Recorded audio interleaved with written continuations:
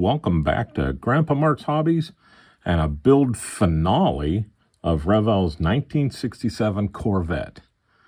This was a group build, actually our first group build for Grandpa Mark's Hobbies Facebook page. This was January 2024, if anybody's looking at this in the future.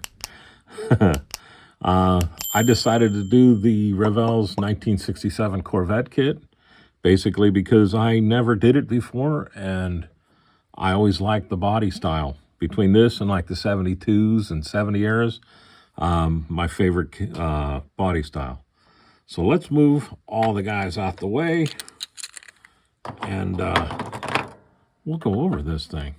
It is a great kit. Pretty much went together well.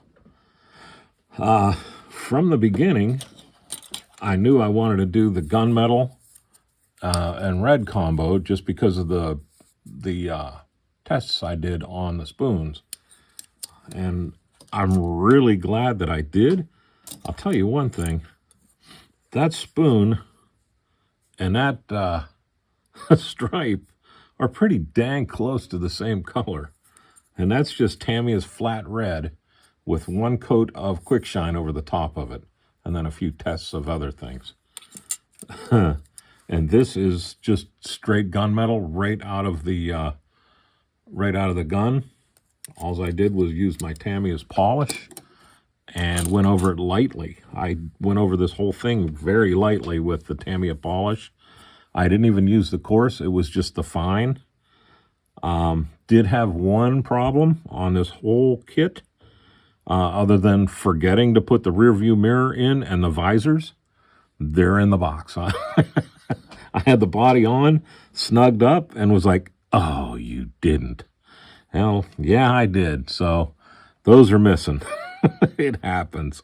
But I had a little, like a spot right up here that really shone through, and there was one right here somewhere. I don't want to get my head into the picture, but it looked like the coating or something came off of the decal when I set it. Not sure what went on there, but I put a shot of quick shine. I was thinking of sanding this whole thing off and then trying to mask it and paint it, but I just hit it with quick shine just to see, because oh, what the heck, if I was going to sand it off, I was going to sand it off anyhow. And it made it look a whole lot better. It's not 100% perfect, but really, it's good enough. I'm not going to sand it down because of that little spot. Not a show car. I was just a fun build. If it was a show car, yeah, I would have sanded. I might have just stripped the hood and started over. And you remember I had those marks down here that I sanded off and then repainted with that gallery airbrush. That's their Mobius brush that I used on this. And it let me come fine enough and control enough to where I was able to do that without masking off the whole car or stripping it or whatever. I was able to fix the spot and move on. So I'm super happy there too. Just a lot of great detail in this kit. The interior, there'll be pictures here. I'm going to do another music montage at the end. There'll be pictures of that interior as I was building it. And man, I'm telling you, everybody was like, boy, that thing's awesome. It looks great. Well, it was the kit that allowed me to do that, because all the mold lines were prominent on it, and it gave you room to where you could bring your brush up against something and then ring it. So you weren't relying on just a super rock steady hand, because let's face it, I don't have that anymore. The fit, I have a little card over here, so I don't want to miss anything. The fit on this was really great. Where the body mates to the chassis, when you get to that point, it's going to seem super stinking tight, but it goes on. You got to stretch it quite a ways, and I was honestly worried about blowing the glass out doing it. when I put the glass in here, you know, I had it flipped upside down and I test fitted it and everything. And that glass laid in there so nice and so gapless that I was able to skip the Mod Podge part where I kind of tack weld the glass in place. And I just let it sit upside down under its own gravity and took some quick shine with just on a brush, got it to where there was a little bit extra on there, touched it, and that quick shine wicked across that, and it glued that thing in beautifully. So I didn't have to do any tack welding or anything like that with the glass. The quick shine is all that's holding that in, and it did a great job. And even me flexing this kit as much as I did, it didn't blow out. So I'm super happy with that. Even the vent windows stayed in place. So perfect there. That quick shine, I'm starting to like it more and more. But while we got this up here, let's open this engine up, because we did a bunch in here. And I think it looks great. I really do. Let me move this back. I keep sliding it. Let me move this back. As a matter of fact, let's pull this in a little bit if I can. There we go.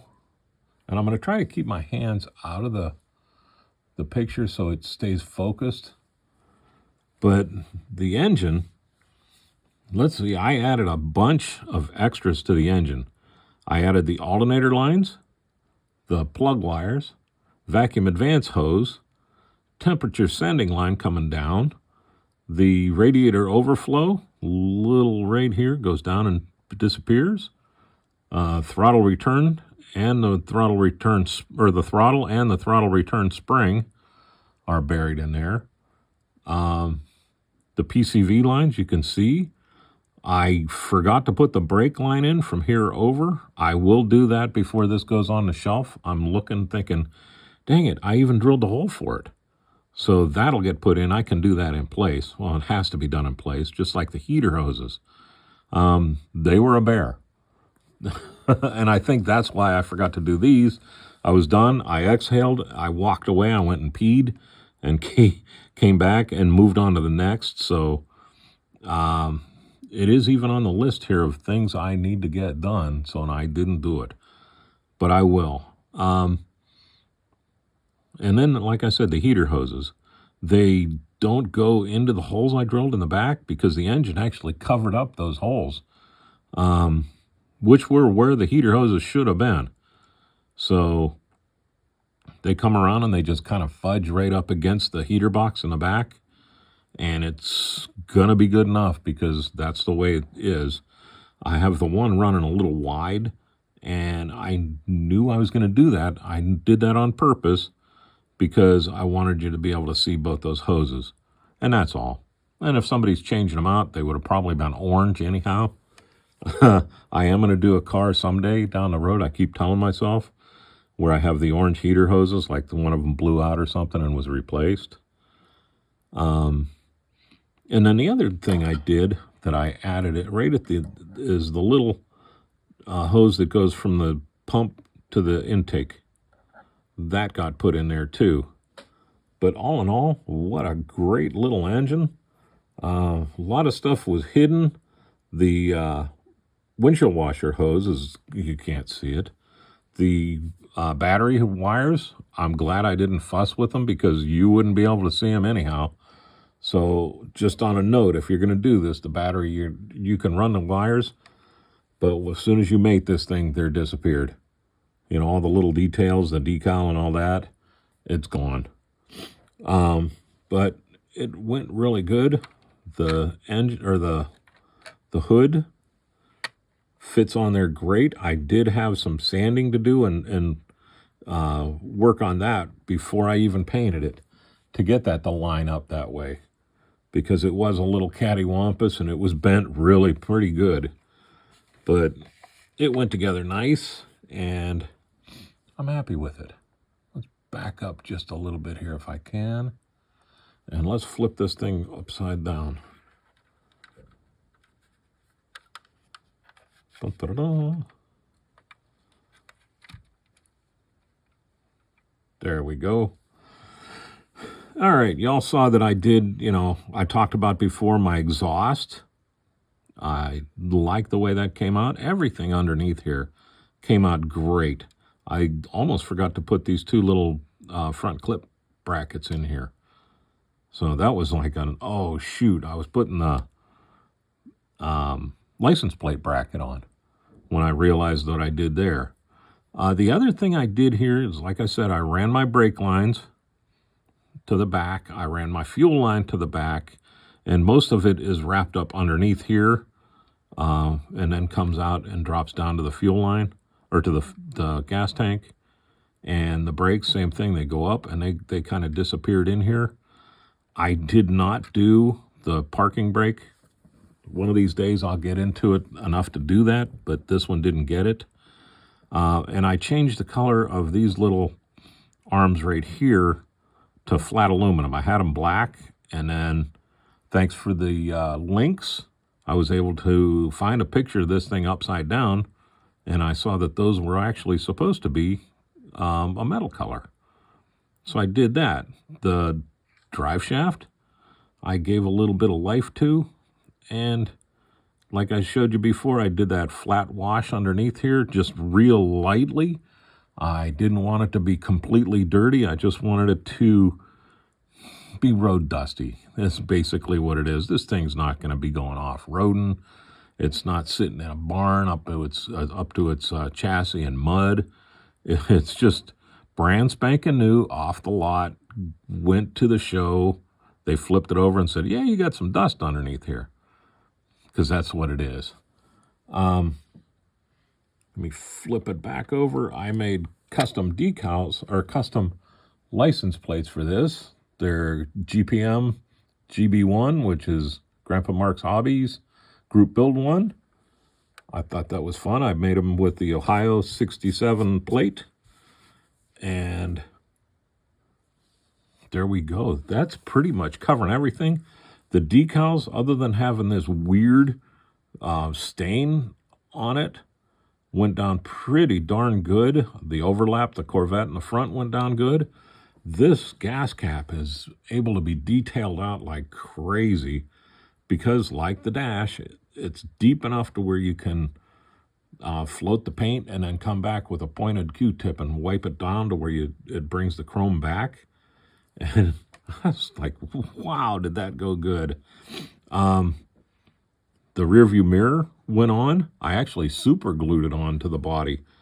I was feeling real steady. Usually I Mod Podge them. That way if I'm shaky a little bit, I don't smear it, but I put just a smidge of super glue on there. Had it tilted. Here's a picture. I had it tilted on its side, laid it in there flat, and then let it sit overnight until it was dry. Came back and good to go. So I've bugged you enough. I want to thank you for everything. If you want to stick around for a couple minutes worth of build pics and finish pics of this, stick around. I will have music playing with it like I always do. For everybody that's good right now, y'all have a great day, a better tomorrow, and thanks for following the build. I had a blast with it, and I had a blast with all your comments too.